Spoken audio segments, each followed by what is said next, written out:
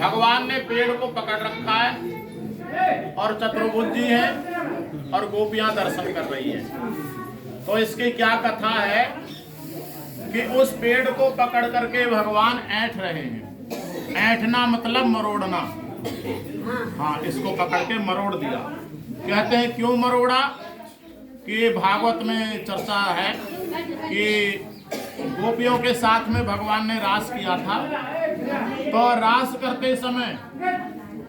करते समय गोपियों के मन में अपने श्रेष्ठता का अभिमान आ गया कि जिसकी माया के आगे पूरी दुनिया नाच रही है, ऐसे भगवान हमारे संग नाच रहे हैं, तो हमसे श्रेष्ठ और कौन होगी, तो हम सबसे श्रेष्ठ हैं।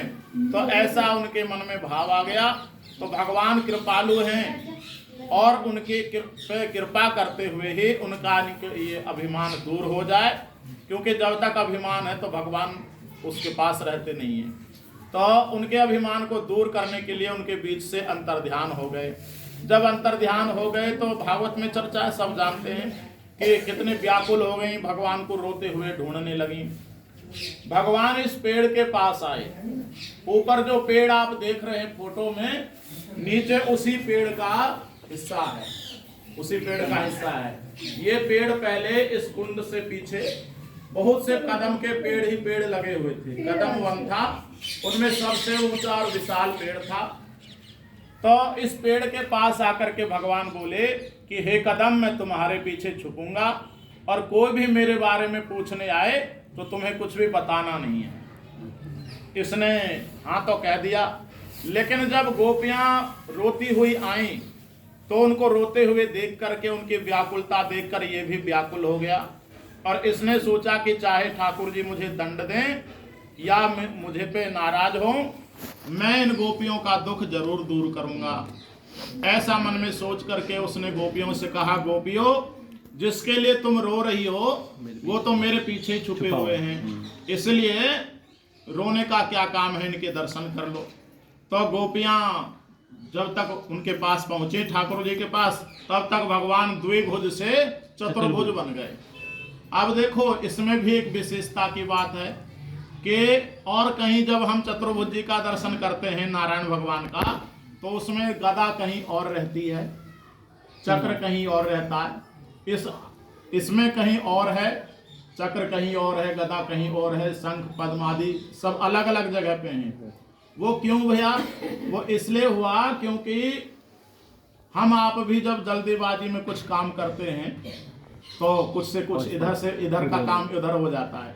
तो उसी तरह इस रूप को देख करके गोपियां कहने लगी कि अरे हमारे कृष्ण तो 2 भुजा वाले हैं, ये तो 4 भुजा वाले नारायण भगवान हैं, हमें नारायण से क्या काम, हम तो कृष्ण को खोज रही हैं। ऐसा कह करके गोपियां चली गईं।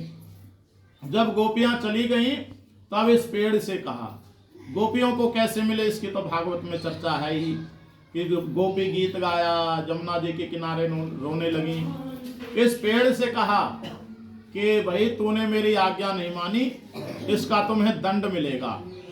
ऐसा कहा और कमर में बांधो फेंटा और पकड़ कदम को ऐंठा। इसको पकड़ के ऐंठ दिया, मरोड़ दिया। तो इस कदम ने कहा कि प्रभु, आप चाहे मुझे 1 बार दंड दें या 10 बार दंड दें, आपके भक्तों को मैं जब भी दुखी देखूंगा तो उनका दुख मैं जरूर दूर करूंगा। आप नाराज हो जाओ, आप दंड दो, इसकी मुझे कोई परवाह नहीं है, लेकिन आपके भक्तों का मैं दुख दूर करूं, बस मेरी यही चाह है। तो सुनकर के भगवान बहुत प्रसन्न हुए, क्योंकि भगवान कहते हैं कि जो मेरा भक्त है वास्तव में वो मेरा भक्त नहीं है, मेरा सच्चा भक्त वही है जो मेरे भक्तों का भक्त है। तो उसकी भावना पे रीझ गए और इसको आशीर्वाद दिया, वरदान दिया कि कदम जो मुझसे ज्यादा मेरे भक्तों को माने उसे तो पूरा संसार पूजता है, इसलिए जो भी ब्रज में आएगा वो मेरे साथ साथ तुम्हारे भी दर्शन करेगा और मेरे मंदिर के पट लग जाने के बाद भी जो तुम्हारे दर्शन कर लेगा उसे मेरे ही दर्शन का फल प्राप्त होगा। जैसे आप कहीं भी जाओ तो 12 बजे के जो भी टाइम हो बंद होने का, मंदिर के पट लग जाते हैं, फिर दर्शन नहीं होते हैं।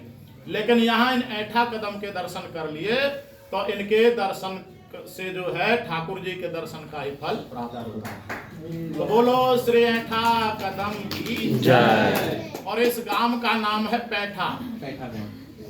पैठा नाम क्यों पड़ा? पैठा नाम इसलिए पड़ा कि चतुर्भुज जी के दर्शन करके आ गए। हाँ, तो चतुर्भुज जी के दर्शन करे होंगे तो उनके चरणों के नीचे पहले गुफा थी, अभी भी है, लेकिन अब वहां पे चतुर्भुज जी विराज रहे हैं। तो पहले वहां एक गुफा थी, तो अभी वो उस गुफा में ठाकुर जी सब ब्रजवासियों को लेकर के प्रवेश किए थे और फिर वहां जतिपुरा में जाकर के गिरिराज जी को धारण किया था। जब इंद्र वर्षा कर रहे थे ना, तो सब ब्रजवासियों ने कहा कि भाई लाला बचा, तू ही बचाएगा हमें। तो कहे कि घबराओ मत, गिरिराज जी सबकी रक्षा करेंगे, आओ मेरे साथ। तो सबको लेकर के इस गुफा में प्रवेश किया। तो प्रवेश का प्राचीन नाम है पैठा। जैसे कि अगर आप लोग रामायण वगैरह पढ़ते हैं तो उसमें सुंदर कांड में आता है पाठ, एक चौपाई आती है कि अति लघु रूप धरेउ हनुमाना, पैठा नगर सुमेरी भगवाना। तो पैठा मतलब प्रवेश करना। उस लीला के आधार पे इस गांव का नाम पड़ा पैठा। तो इसी को जो दर्शनार्थी को दर्शन कराने वाले होते हैं ना, वो शॉर्ट में बोल देते हैं यही है ऐठा पैठा। इसको ऐठा कदम कोई दिखा के कह देते हैं यही है ऐठा पैठा, लेकिन इसका पूरा नाम है वो ऐठा कदम और ये गांव है पैठा। ऐठा कदम पैठा गांव। बोलो राधा कृष्ण की जय।